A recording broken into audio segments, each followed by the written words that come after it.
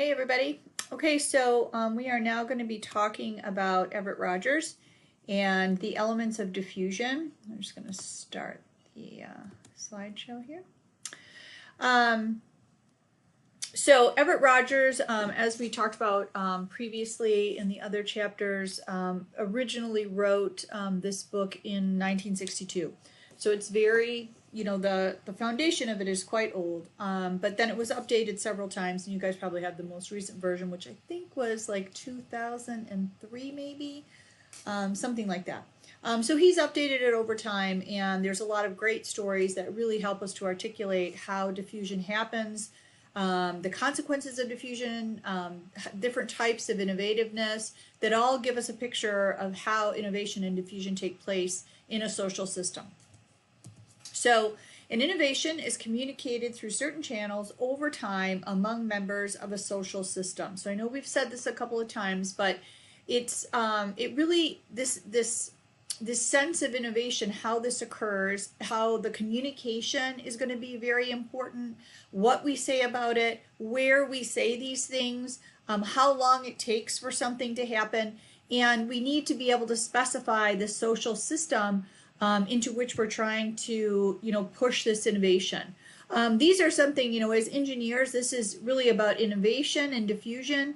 But as a marketer, this is also about, product development and advertising and how to get our message out. So this, these definitions and this way of thinking actually goes throughout many different disciplines and is consistent throughout. So, but it's important that you understand that innovation just doesn't happen. Diffusion of an innovation is something that has to be thought about and really planned for in order for it to be effective. So the characteristics of innovation. And we talked about this, generally in the first module. The relative advantage is the degree to which an innovation is perceived as better than the idea it supersedes. So it's important for people to understand what it is that's better about the new way of doing something, this new idea.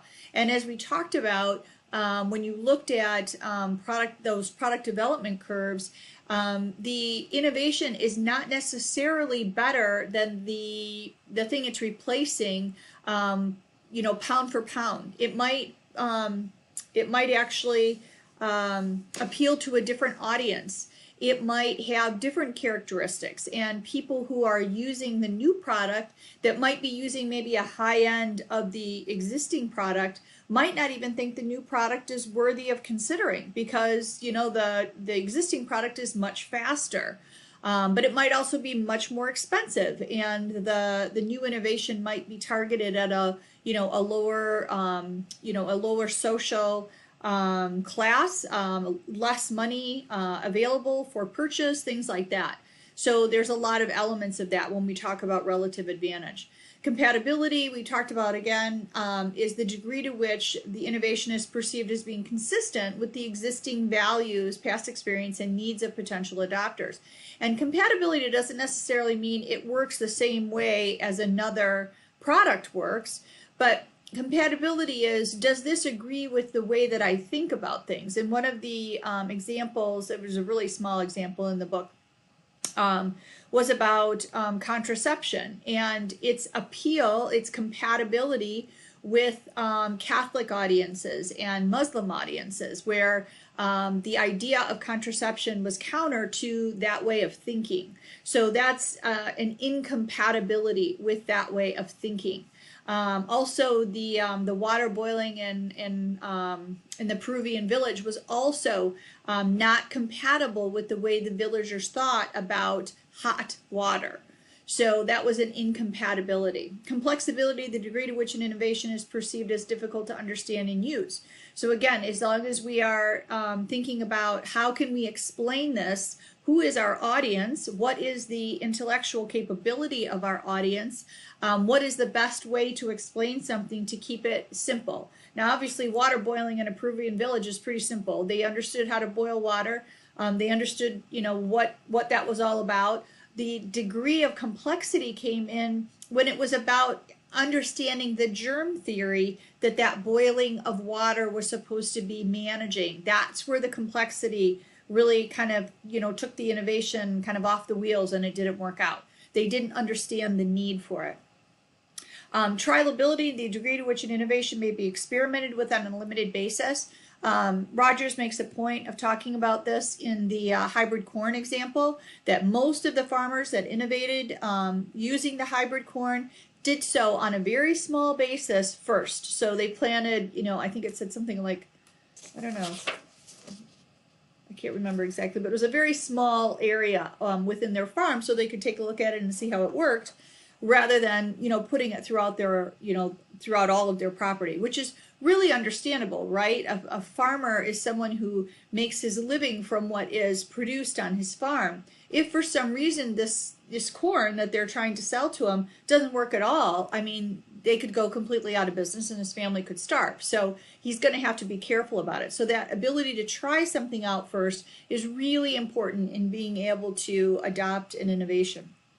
And observability, the degree to which the results of an innovation are visible to others. So this has to do with also our social system, the degree to which the people who are innovating are respected, are maybe persuasive, and others in the community can see the results of the new innovation and be able to adopt it if they want to.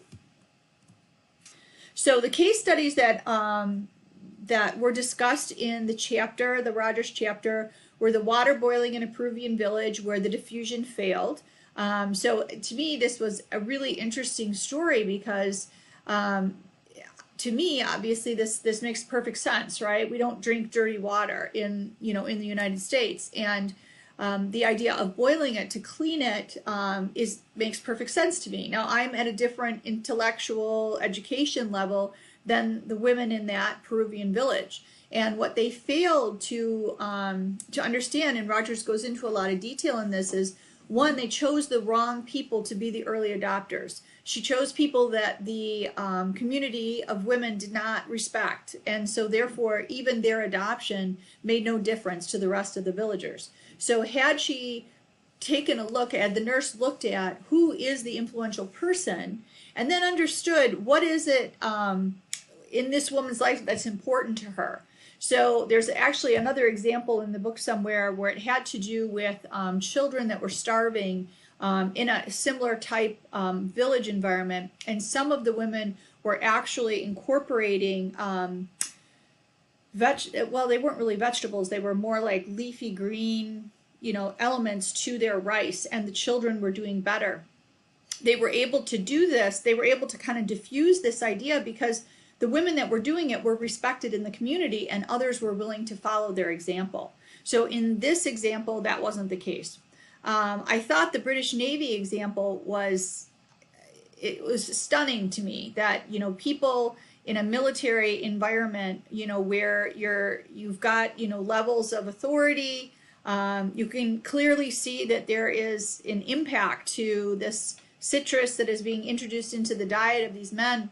And yet it took over almost 200 years before this was incorporated into the regular diets in the British Navy.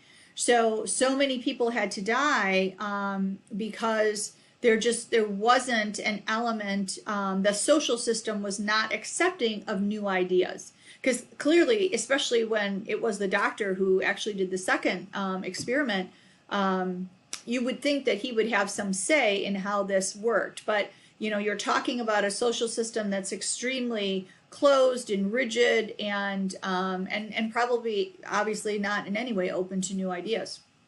The field diffusion of the Dvorak keyboard. This one, to me, is easier to understand, right? So the QWERTY keyboard has been around forever, and regardless of whether it is efficient or not, the idea of learning a brand new keyboard and then having this person have this keyboard and that person have that keyboard just seems like a real complexity. And I could see how this one didn't work. The training, the existing skills, et cetera, it was just too late for a new keyboard to come about. Diffusion of hybrid corn in Iowa, we've talked a little bit about that one, that this was successful, and it had to do a lot with, you know, those elements that we talked about. There was a lot of trial. This was simple. It was still a seed, right? So it was very compatible with what they were doing today. It wasn't complex. The seed goes into the ground and you just produce a different and more hardy plant. In addition, it was trialable. They were able to have small samples and try it themselves so they could see for themselves. And that, of course, is the observability. And in so much as, you know, one farmer could share with another the success of what he was experiencing. So all of these things, I think, are important for us to internalize, to understand how this works in our own environment and how we can take these concepts and be more successful in our efforts to bring innovation in. So that is it for this particular section. We're going to go to part 2, where we go through some of the other elements of the Rogers reading.